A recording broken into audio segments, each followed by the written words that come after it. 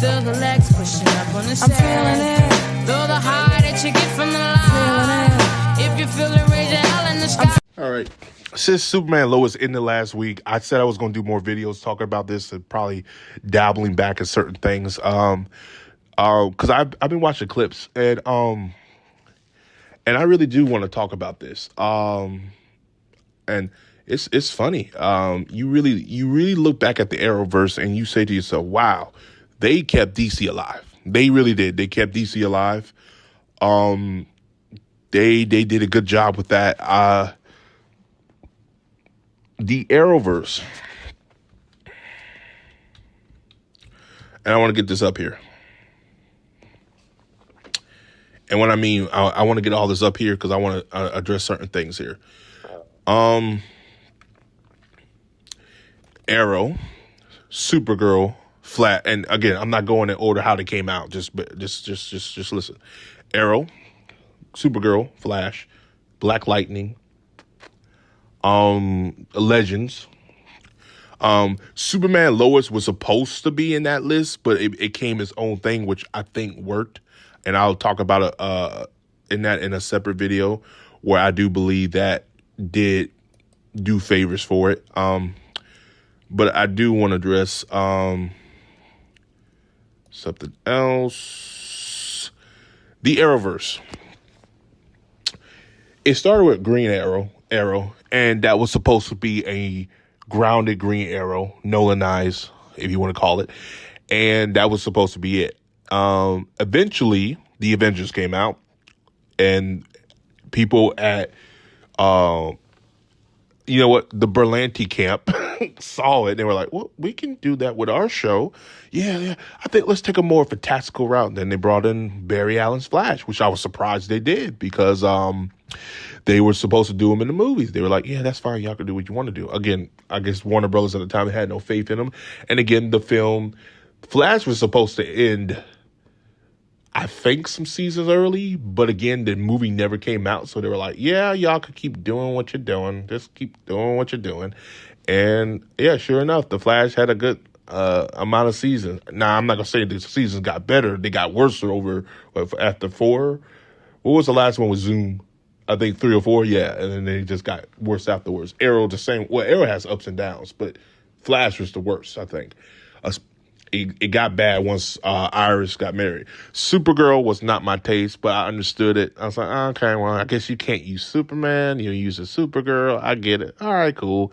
Yeah, whatever.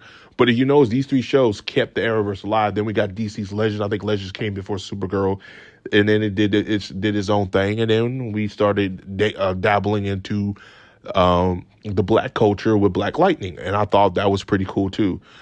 Still, I think Static is very more well recognized than Black Lightning, but to each his own. But yeah, it did its thing, and okay, so I was like, all right, I'm starting to like it. So, and then we got the first crossover event, and it was Flash versus Arrow. And that was a big deal. That was a very big deal because it came out in 2014. Everybody was like, yo, they're actually going to do it. They're doing their own Batman versus Superman. I was like, what? And I saw it. I was like, wow, they did a good job with that. Then we had the second one. Heroes joined forces. Then it became a yearly event of crossovers. And nothing has been done like that in television. And we'll never see that again. I will say this about Berlanti Camp. Eventually, it got to the point where it was oversaturated with all these shows, but I respect them for what they did, Mark Rubenheimer and all of them, because without them, DC would have been dead. That movie division was in hell. It was, I call it purgatory. I call it up and down. It was just all over the place. And I have to give credit where credit is due. Berlanti and them kept the brand alive. They kept people invested in these characters. A lot of people know Green Arrow due to Arrow. A lot of people know Flash due to the Flash show. A lot of people know Black Lightning through the show. Me, I've known him for years, but I will give credit where credit is due. Without these shows, I don't know where DC would be right now at all. The animated department was going up and down because, again, they weren't going streaming yet with a lot of the shows. Young Justice got canceled, so we didn't really have a DC show at the time. I think Batman had a show called Beware My Batman that got canceled. So there's a lot of things. DC was not really doing anything. Marvel was just kicking their ass in the film department. We did have DC animated movies, but again, that was acquired taste. Some people love them, some people hate them. It is what it is. But Arrowverse, I think, kept the brand alive. And you had crossovers of Heroes Join Forces, the Evasion storyline. That's when you got Supergirl. I think this is her first time coming in. And then and Legends 2. Then we got Crisis on Earth X, which is a play upon let's see. You could say the alternate heroes and stuff like that. So I'm trying to find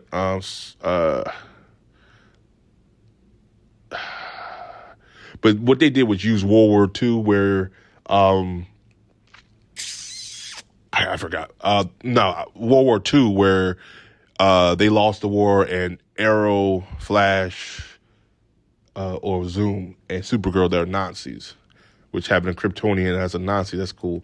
Then they get to the Elseworlds story, which was pretty cool. I think I like that. They got to bring in certain people back, and they start doing different things. The one that a lot of people look at that really said they care, they listen, they understand, they need work in the film division was Crisis on Infinite Earth. Not going to sit here and say it was the best interpretation, but I will say as of right now, it's the only good interpretation we have had in media, television and animated wise. I'm not talking about those anime films that came out the last 2 years. Them been garbage, especially the last ones. I'm talking about they understood the assignment, and they did their ability.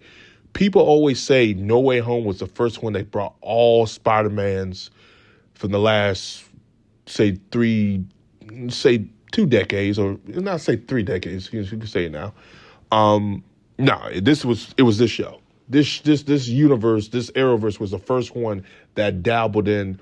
Let's bring this character in that did years ago. Smallville, Titans, all the crossovers. They brought in Brandon Routh's Superman Returns. Then they brought in Lucifer from the Lucifer TV show. They brought in Constantine already came, I think, in Legend, but Constantine. They brought in this character. And then the biggest thing they did, and here's my thing. I give credit where credit is due to the team of Gummerheimer and Berlanti. But this pissed me off now, because it pissed me off because if they could do it, why the fuck Barry Allen, Grant Gustin character, was not in that TV show? I mean, the film that came out last year. Because they don't care. The executives, they didn't listen, nor they didn't listen to the fans. And this is why you know why they are failing right now, because they don't listen. There's no reason you have 2 Flashes on at the same damn time. And this is the character that can do it. Marvel don't have a character like that, and it makes sense the way Flash does it, but DC does. And that's why I said the people in the movie division need either get somebody to read a comic book or something, because they don't understand how these characters work. And you got 2 characters, the same character in different form of media, television and film, have them cross over. How come the TV show could do it, but your fucking live action show couldn't?